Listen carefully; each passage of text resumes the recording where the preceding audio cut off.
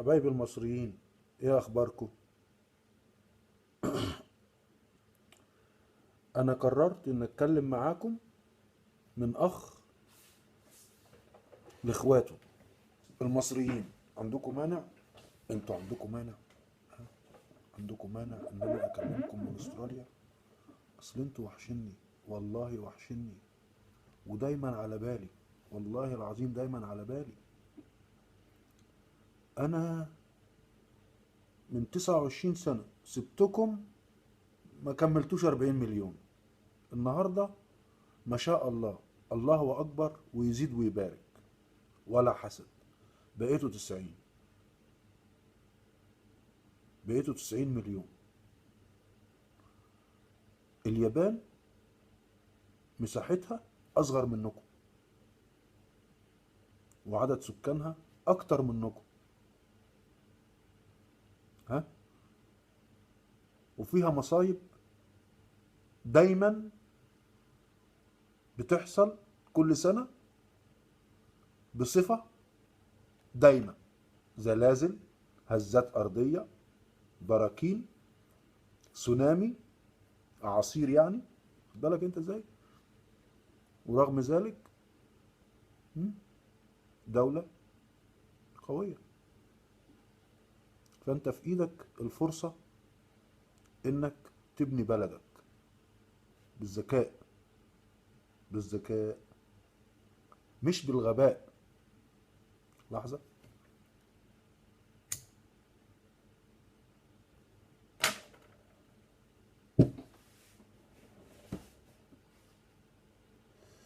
والله أنا عمري ما حششت، عمري في حياتي ما حششت غير مرة واحدة. ضربت سجارة بانجو مع أوباما واحنا صغيرين، ها، ما استحملتش. من يومها حرمت ولا اشرب خمرة. جسمي بقى ما ياخدش عليها، ها. دقتها، ما قبلتهاش.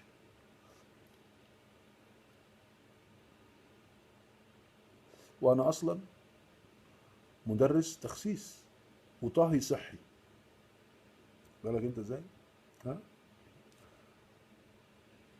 شفت ازاي بدأنا نعجز اهو؟ شفت ازاي بدأ الشعر ايه الابيض يطلع، ها. مش مهم. أه، هبدأ معاكم كلامي من القلب للقلب، وما بيني وبينكم ده، ده اللي بيني وبينكم، وربنا شاهد على كلامي، ربنا شاهد على كلامي.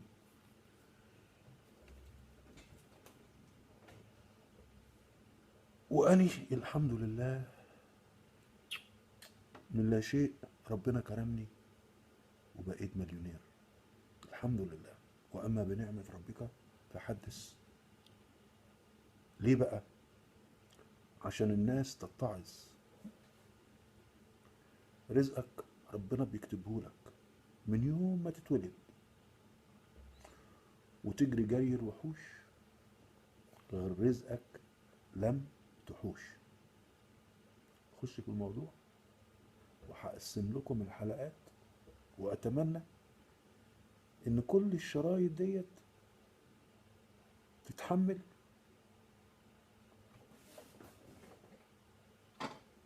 على حاجة زي دي، ها، بتاعت الكمبيوتر، وتشيلها. يا عالم،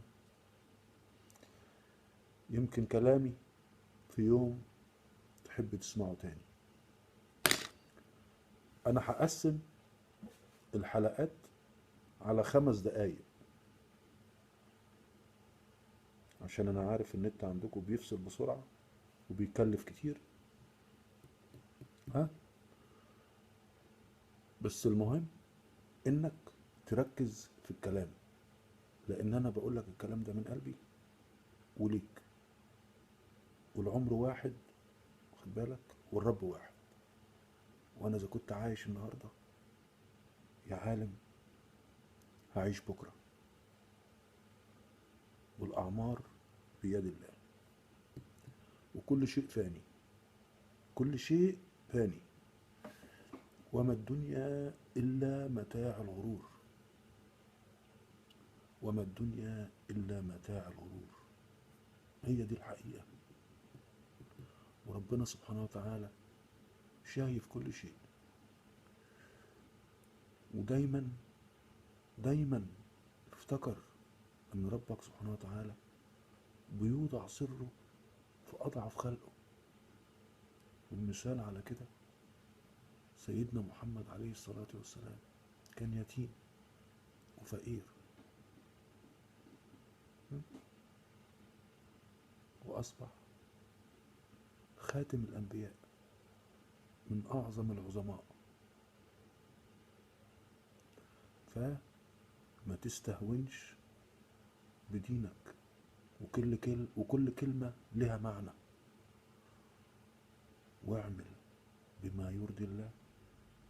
اعمل بما يرضي الله، ربنا هيكرمك آخر كرم.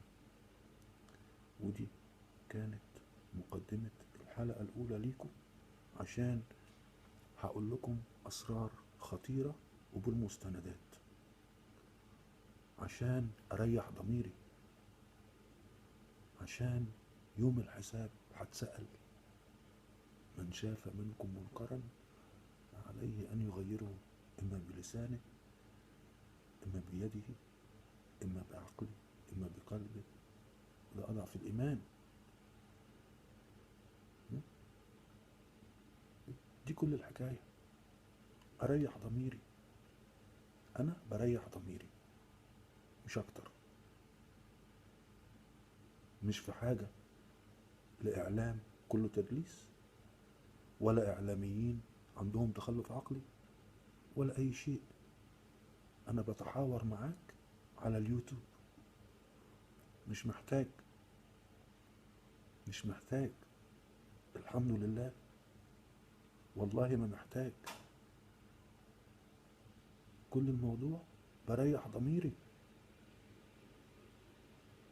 وده واجب عليا وواجب عليك انك تريح ضميرك.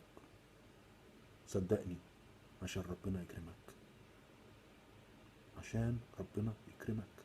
وهتتسأل يوم الحساب ايه اللي عملته في دنيتك. سلام.